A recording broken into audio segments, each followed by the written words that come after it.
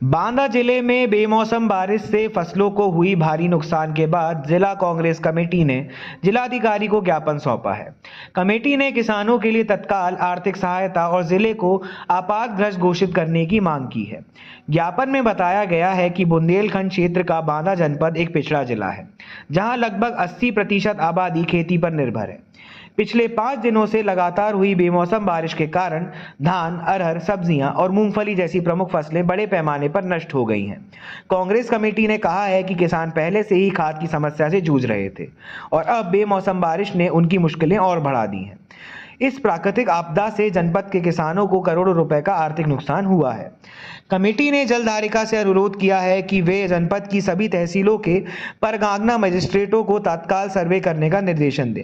इसके साथ ही किसानों को शीघ्र आर्थिक मदद प्रदान करने और बांदा जिले को आपातग्रस्त घोषित कर उचित मुआवजा देने की मांग की गई है। रिपोर्ट ताहिर अली, बांदा।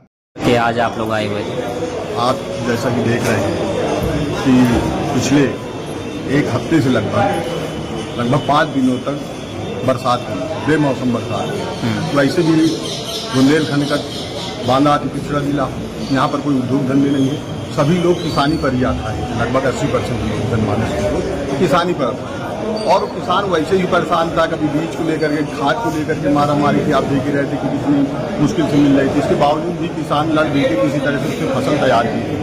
देख रहा था कि आगे आने वाले समय में मैं लड़की की शादी करूंगा, कोई लड़के को एडमिशन कराऊंगा, कोई घर बनवाऊंगा। ये सब उनकी बड़ी सपने थे। लेकिन भगवान ने ऐसा किया कि 5 दिन इतना पानी बेमौसम बरसाया कि सभी फल नष्ट हो गए। लगभग 80% हम लोग गए हैं मौके पर जाकर देखे कि पूरा धान सड़ गया, मूंगफली सड़ गई है, जिसकी सब्जियां थी वो सब्जियां सब सड़ गई, किसी लायक नहीं बचा। किसान परेशान है, बर्बाद है।